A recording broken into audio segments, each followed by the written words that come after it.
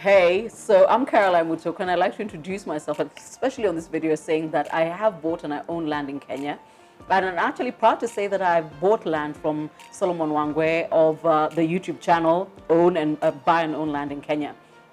Goshen has been a very painless way for me to do that, to buy and own land in Kenya. However, the reason I'm actually having we all call it dawa in Kenya. It's ginger, honey, lemon. It's because I'm gonna sip while he talks. And I want to know why buying land is not a one-stop shop for everybody, but also why does it seem difficult to engage? Why is it not a one-stop shop for everyone? Well, mostly because people have different reasons for different motivations for buying land, right? And this is something I always try and get people to identify early in the process. Why are you looking to buy? Because Kinakaranja bought. Right, and that's not a good enough reason.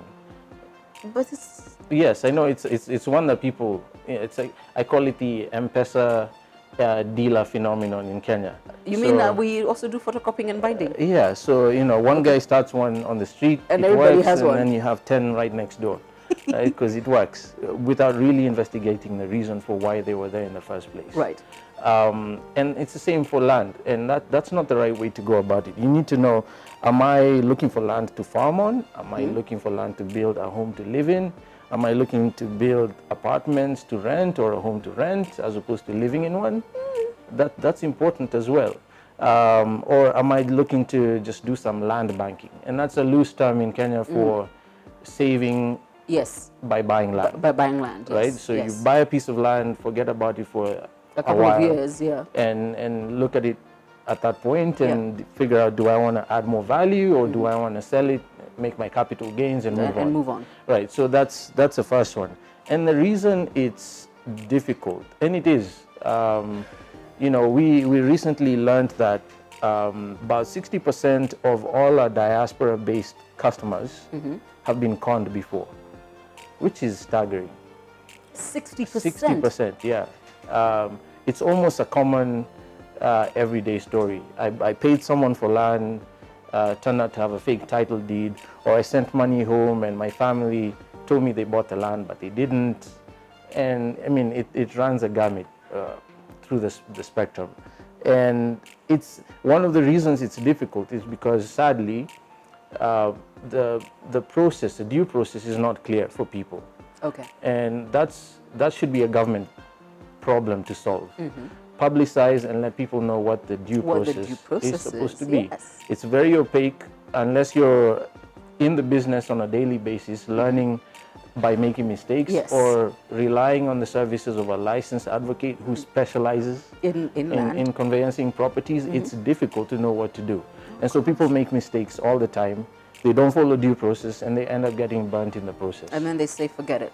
Right. Yeah. In the meantime, a lot of people are getting wealthy by the month in some cases by navigating the right way and making investments in land. True. And that's really why we started doing what we do. It wasn't planned, was never planned. We were simply looking to grow our savings, and we were shocked to learn that all our family and most of our friends wanted to buy land as well. And because they were afraid of getting conned, they asked us to sell them some of our land because they trusted us. Of course. Right? So they knew where we lived, they knew where our parents lived. If anything went sideways, they know who to come shoot, right? Yes. So the business kind of grew from that specific need, and it's exactly why we're still in business today. I see. Yeah. No, I think I've said this before and I'll say it again. I have bought land from Solomon twice unsighted. The first time I bought in Imali and Mutoko, my mother actually went to see the land, so I didn't see it, and it's because I was in school in New York.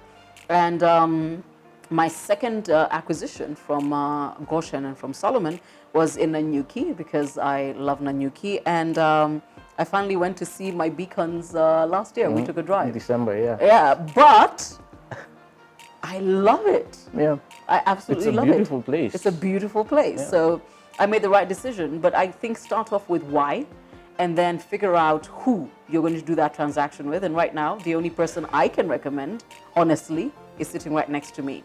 So yeah, share that conversation with your friends and then come back and let's talk about what he knows that actually I'm in the market for another piece. Great. Where should I be looking? Let's talk about that in a minute. Yeah? Okay.